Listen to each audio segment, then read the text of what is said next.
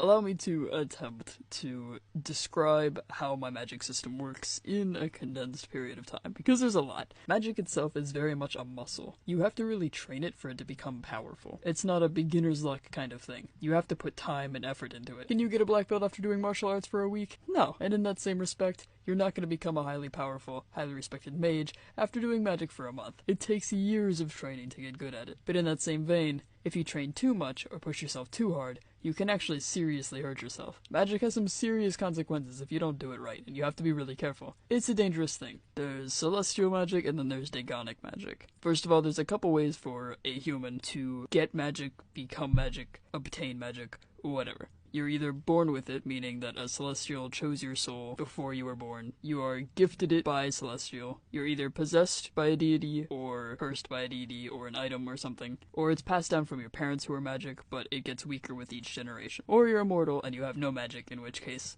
it sucks to be you. So basically, if you are a mage, you either have celestial blood or daegonic blood, based on whoever chose your soul or what your parents' type was. For those of you who care, celestial is the dominant trait. So if you have a celestial blooded parent and a daegonic blooded parent, you will have celestial blood. For those Punnett square types, there's this. Then celestial and daegonic break into 3 different types of magic. So there's elemental mages, versatile mages, and manual mages. An elemental mage is exactly what it sounds like. They can summon that element at will, and they can manipulate, control that element. Jumping versatile to manual magi, a manual mage has magic that affects either himself or a different entity, so whether that's another person, mage, or item. Manual magic is stuff like speed, strength, transforming, night vision, etc. There's 4 different subgroups of manual magic. There's combat manual magic, enhancement magic, support magic, and entity magic, but I'll get to those in a different video. And then lastly, there's the versatile mages. So kind of like the manual magi, versatiles have war magic, medicinal magic, passive magic, and grim magic. Grim magic is its own thing, and again, I'll get to that later. But basically, versatile magi can control a little bit of everything. They're the jack of all trades of the magic world. So yeah, TLDR, celestial magic, daegonic magic break down into elemental, versatile, and manual magic, and I will go into all of them in their own separate videos. Thank you for your time. Alright, really quick, I wanted to explain the magic marks. First of all, they're not rings, they're more like tattoos. And just as a quick overview, each finger represents a different type of magic, so we have elemental, versatile, manual, and then this is the celestial blood, and this is the daegonic blood. So all humans will have 2 rings at a time. And if they have more than 2, it's not a human. Another quick note, the marks do glow whenever magic is being used, but it's not all the time. So this is if you're just chilling, and this is if you're actually actively doing magic. And there's also different flavors of the marks. So when you start out, when your magic hasn't fully solidified, you start out with blue marks, and then the more you train and the more you practice, the darker your color gets, basically. And then if you see a mage with black marks, you should probably stay away from them. And for the purpose of this example, I'm going to use an elemental with celestial blood, because that's the majority of the mages in this world. But there's a bunch of different combinations, so if you have daegonic blood and you're a versatile, your marks will look like this. Maybe you're a fairly experienced celestial manual and your marks will look like this. Maybe you're just starting out and you're a daegonic elemental, in which case you would look like this. Or maybe you're a very experienced celestial versatile. But regardless, most magi are celestial elementals and anywhere from green to red. One thing worth noting is that the very experienced veterans actually glow white rather than a lighter version of the color, because gray would look stupid. These marks are only visible to other magi. Mortals cannot see these marks. Wearing gloves or lots of jewelry in order to hide the marks is either seen as a status thing, like they're really powerful, or it's seen as like sneaky, whereas you want to hide your power and you don't really want other people to know about it. But yeah, those are the marks. Let me know if you have any questions. You guys, what is this? Alright, so I do have to apologize because I try to respond to as many comments as possible, but you guys are commenting way too quickly, and I can't keep up. Even TikTok is like, you need to chill out, man. So I'm gonna answer some questions that I'm seeing in the comments a lot. First of all, I did a big stupid, and I explained this incorrectly. The mark on the pinky actually symbolizes daegonic blood, and the mark on the thumb actually symbolizes celestial blood. I got that backwards in the previous video. I'm sorry. So allow me to answer some questions about the marks. First question, what happens if you lose your fingers or your hand? It would hurt. The marks themselves are not the source of your magic, so the only way that this would actually hinder your magical performance is if your magic discipline itself is based on movement. Second question, do the black marks glow? Yes, black marks glow white. Third question, what if somebody has more than 2 marks? Humans will only ever have 2 marks on both hands. If they have more than 2, then they're either a deity or a creature, and I'll explain both of those in their own videos. 4th question. What if you tattooed more? They just wouldn't be quote-unquote functional. Again, the marks are not the source of your magic, so the ones that you tattooed on wouldn't glow or do anything. It would just probably freak people out. Moving into the questions about elemental magic itself. First question. Can you control the subgroups if you have the most powerful one? Good question. The answer is no, but also it kind of depends. Elemental magi can only control one of the 16 elements, with the exception of light and the ambidextrous magi, but every other element is just itself. Second question. Why is lava in the fire subgroup and electricity/time in the air subgroup? The chart looks nicer this way. It's 4x4. You can't get better than that. That actually rolls into the third question. Is this based off of Avatar? The answer is no. While at the moment I know it sounds a lot like Avatar, you gotta remember that elementals are only one of 3 different kinds of magi, and most of them aren't very powerful because they're generational mages. There's also the manual and the versatiles, which are nowhere in Avatar. And also my world has a lot more limitations and rules to the elements themselves. I know I'm not the best at explaining things, but it's different, trust me. And then the last question for right now, which element is the most powerful? And the simple answer is none of them. All of the elements are just elements. It heavily depends on the physical, emotional, mental, and magical strength of the mage himself. It just depends on how much training the mage puts in and how imaginative they are. Because you can do a lot of things with magic, but you are limited by your imagination and the physical restraints of your body. Some feats just aren't possible without ripping your mortal body apart. I expect I'll be making more of these videos. Thank you for your time. So you want to learn more about elemental magic? Well, you've come to the right place. I don't know where else you would go. It's just me. But anyway, elemental magi can be identified by a mark on their index finger. Elemental magic is the most passed down out of the 3 types, so there are a lot of elemental magi, but there aren't a lot of powerful elemental magi, because again, magic gets weaker with each new generation if the offspring's souls aren't picked by a deity. There are 16 separate elements. The main 4 elements are, you guessed it, fire, water, earth, and air, because I am not creative. Now before you come for me in the comments, I know, I don't want to hear it.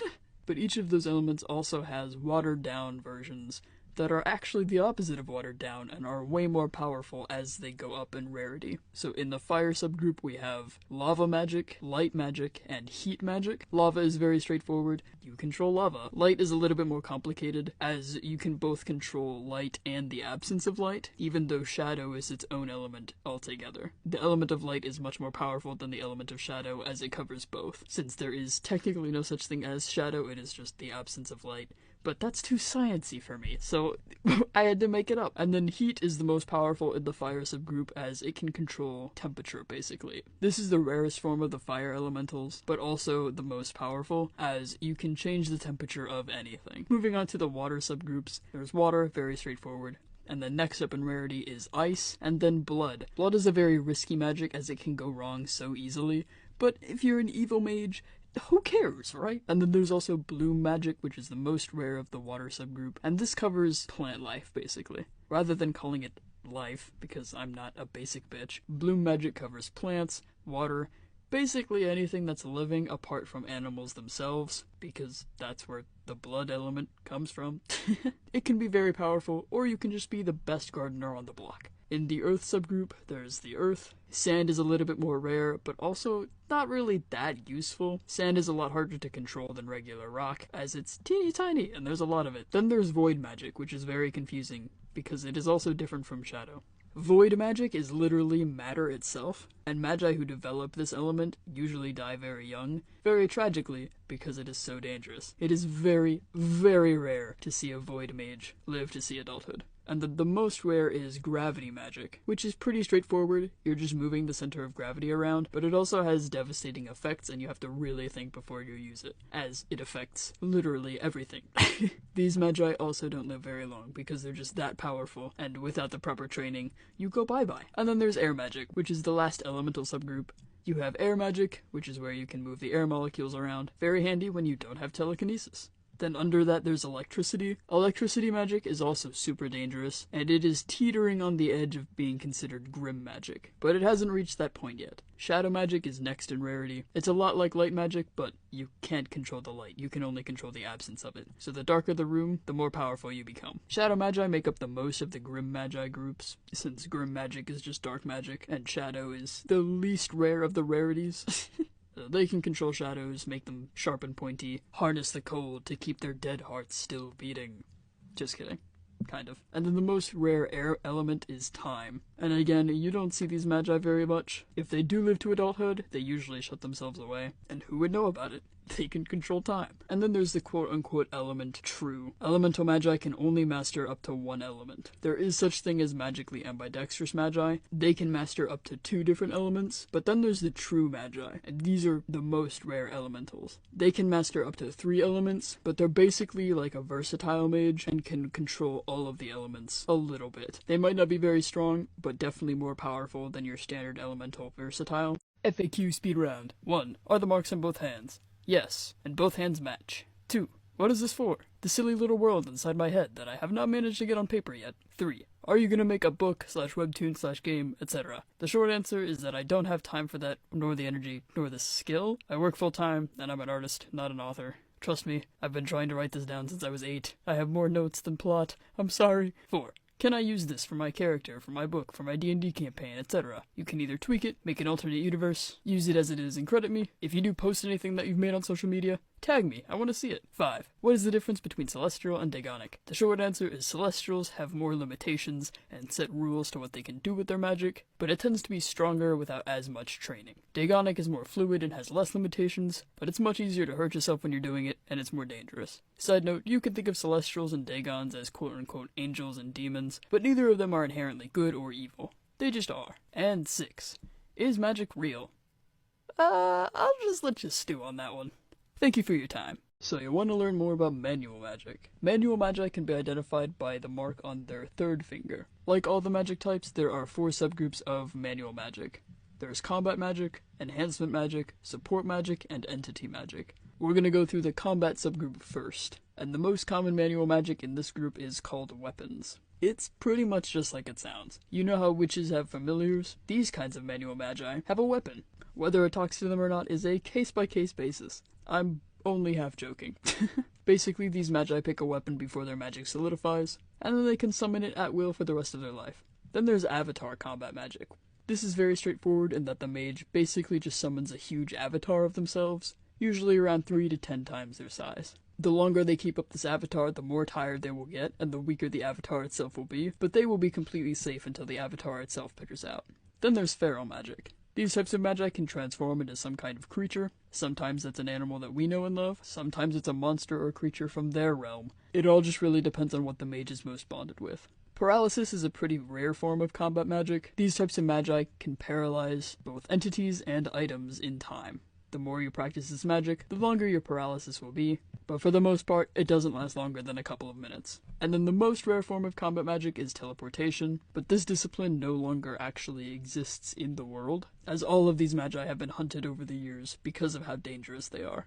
The next type of manual magic is enhancement magic, and the most common of these is strength. It's exactly how it sounds. These magi are just freakishly strong. Usually they're just as strong as a normal person, but when they're actually using their magic, they can become Hulk-like without actually changing their appearance. Then there's also the speed magi, same thing. They're just really fast. It is worth noting though with all of these magic types, this isn't a constant thing. A manual mage is not super speedy all of the time. It is only when they're actively using their magic. And magic itself is like a muscle. You have to actively train it in order to make it as strong as you need it to be. The next form of enhancing magic is material magic. Material magi can turn into anything that they touch, and this lasts for as long as they can supply themselves the energy. Next up is size magic. Think Ant-Man, but if Ant-Man could also make other things huge or tiny at will. Like most manual magic, these magi can either use their magic for themselves or for other things, but usually not at the same time unless they're freakishly powerful. And then the most rare form of enhancement magic is shift magic. These are shapeshifters. It's very straightforward, and also very rare. Without any training, you can only shift your human form. With a little bit of training, you can start turning into animals. With a lot of training, you can start to turn into anything that is alive, or anything that would be alive. But nobody can turn into inanimate objects, unless they are a deity themselves. The next subgroup of manual magic is support magic. The most common form of support magic is resist magic, and these types of magi are usually the healer or the medic of their group, or they're the tank. It really goes either direction. Magic is really about how you can use your imagination while sticking with the rules of what is actually possible. Next up is language. With a lot of practice, but much less practice than a normal person would need to, they can understand any language. This not only includes animals, but also body language. Next we have vision magic. And vision magic kind of also has its subgroups, but the main three are future vision, which is quite rare, clear vision, who usually end up being seers, and night vision, which is the most common, and also not too powerful, but helpful for stealth missions. And then we have the chosen magi. These magi are dangerous because they can choose their own discipline. They can only choose one discipline, but they can put a lot of thought into what their strengths actually are, and be a lot more dangerous that way. And then the most rare support discipline is the portal discipline, which is a lot like teleportation, except it requires a lot more precision, as you have to keep at least 2 places of focus open at the same time in order to keep the portals open and not collapse in on itself. This is quite a rare form of manual magic, but still very helpful if you come across one. And then the last subgroup of manual magic is entity magic, where the most common discipline is smith magic. Smith mages are very good at weaving magic itself into the crafts that they make, so whether they're a blacksmith or a leathersmith or a tailor or whatever, they can make magical items, and they run a huge industry. Then we have the familiar discipline, which basically just means that you have a furry or a feathery or a scaly little friend. You can understand each other perfectly and summon each other. Yes, they can summon you as well, whenever you need. Next we have void items. This is a lot like the weapons discipline from the combat subgroup, but rather than being limited to one weapon, you can summon up to 3 different items at a time, and the more practice you put in, the longer they stay, and the more solid they are. Eventually they will disappear, but it completely depends on how much time you're willing to put into your magic. Then we have the tattoo magi. This is also very similar to the void items, but rather than just being able to summon items, you have to get them tattooed on you.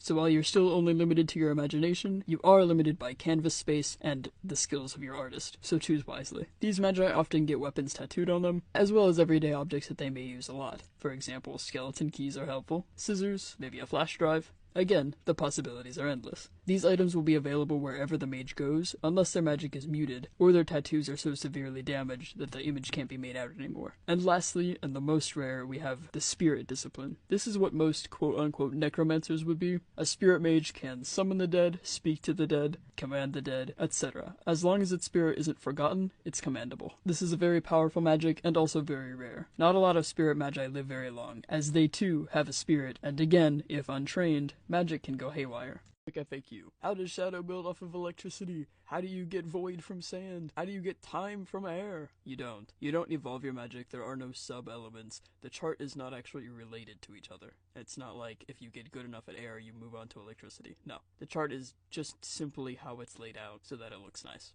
Since you can't evolve your magic, you don't really need to worry about what it's going to turn into, because it won't. Elves, tars, and nymphs can evolve their magic so far. And dragons, but we're not really going into that. Which leads me to our next question. Stylus, are there other races in your world? Yes, obviously there are other races in my world. You think I'm gonna make a story with just humans? How boring do you think I am? I created an entire magic system. Have some faith in me. When those races will be introduced, I'm not sure yet. In the grand scheme of things, they're still very new. Like I said, I've been working on this since I was like 8. The other races have only come along semi-recently because I've been focused so much on the system itself and, you know, the 4 characters that you see right now. And then final question, which element or discipline is the most powerful? The true answer is none of them. It completely depends on the mage using it. Physical, emotional, mental, magical strength, imagination, bodily limits. But Stylus, what if they're exactly the same? I mean, they wouldn't be. That's not how humans work. But also, by that logic, it would typically be a stalemate. It's like a game of rock, paper, scissors. That's like asking me if rock, paper, or scissors is more strong. None of them. Yes, water typically beats fire. Yes, light magi typically beats shadow. But does that mean that water or light is better? No, it completely depends. It's like a big old game of rock, paper, scissors. And if you comment paper, scissors, rock, you're wrong.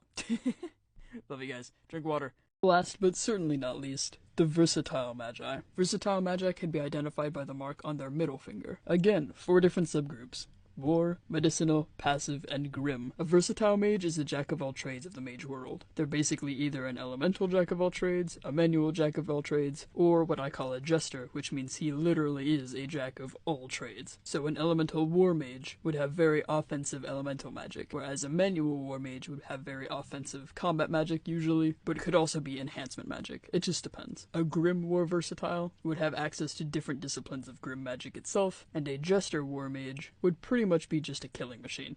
In the medicinal subgroup, it's not exactly the complete opposite. Medicinal versatiles usually end up working in the hospitals or as the camp nurses, school nurses, etc. Then there's the passive subgroup, whereas war magic is very offensive and medicinal is very medicinal. Passive magic is usually used for defense and would be a supporting role in a squad of magi. The elemental versions would have access to the elemental magic, the manual versions would have access to the manual magic, and the Grim versions would have access to the Grim magic. You really want the passive jester to watch your back. And then there's the Grim versatiles, who fall into the exact same categories as all the other ones, but they only have access to the Grim magic side of things. Elemental versatiles are the most common, with manual versatiles in second place. Grim versatiles are pretty rare, but there is still a good chunk of them, and then jesters, or the true versatiles, are either hunted as soon as they're made known, or recruited very early on and very heavily trained, and therefore are very powerful. Depending on what side of the story you're on, versatiles are seen very differently in the magic world. If you're on the quote-unquote good guy side, they're highly regarded as their good teachers because they have so much experience in so many different things, but they're usually not as powerful and can't do very impressive things, so from the quote-unquote bad guy standpoint, they're frowned upon a lot more as they favor power, as it suits their goals better.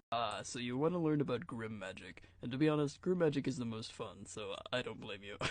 Grim magic is what you would call shadow magic, dark magic, chaos magic in this world. It is widely frowned upon, and magi who don't practice Grim magic are very wary of those who do, but those who do go out and practice Grim magic don't really announce that they practice Grim magic, because again, they would be kind of shunned. It is worth noting that every single element or discipline has Grim tactics, but some of them are just so dangerous overall that they've all been lumped into the Grim category. Even if what you're doing isn't necessarily Grim in itself, it would still be considered Grim magic. It's kind of confusing. So any of the elements or the disciplines on this chart that are marked with that purple little dot, that is what marks it as Grim magic. So what constitutes as Grim magic is either rarity, how powerful objectively the element is. So in the elemental subgroup, half of the elements, the more rare ones, are considered Grim magic just because of rarity and objective power, although with manual magic it's a little bit different, where most of the combat support and entity magic would be considered Grim magic. Only one in enhancement magic is, and that would be the shift magic. And then because both elemental and manual magic have Grim magic, by proxy, versatile also does, and versatile is a little bit confusing. All of the jester mages are considered Grim magic, and then obviously the Grim ones. Remember, the way that the Grim versatile magic works is they have access to any discipline or element as long as it is considered Grim magic. Their Makar has just taken to that better. So in the elemental subgroup, light, heat, blood, bloom, void, gravity, shadow, time, and the true elementals are all considered Grim magic. The manual types, the feral, paralysis, teleportation, shift,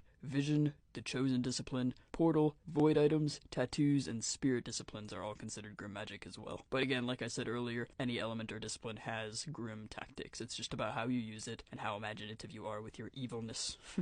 Hello! Since my elemental video is blowing up again, I'm gonna answer some questions that nobody asked, and give some tidbits of information about how my page works. First of all, if you DM me, I will answer you, but only if you give me an actual message. If you just send me the waving emojis, I'm gonna ignore you, I'm sorry. I will not respond to tags on random people's videos where it's like, send this to your third ad or whatever. But if you tag me in your own videos for your art, I will definitely respond to those if your comments allow. And if not, I'll just like the video. I will try to like comments and answer questions as much as possible. Obviously, if the video is completely blowing up, it might be a little bit harder, but I will still do my best. In that same vein though, if you ask me a ridiculous question or a question that I can't make sense of, you will probably get a ridiculous answer or one that doesn't make sense. If you give me a trollish comment, or you're trying to be mean or down-putting, I'm going to make fun of you. I am above bullying, but I am not above being stupid for laughs.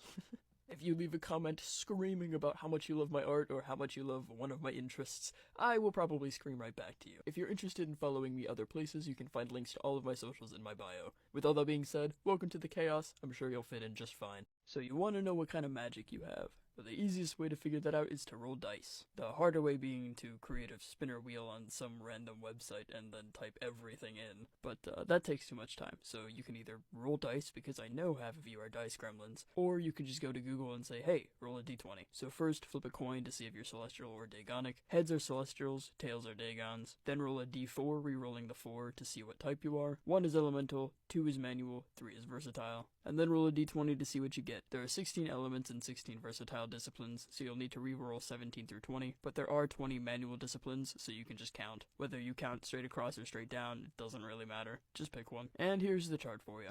Go wild.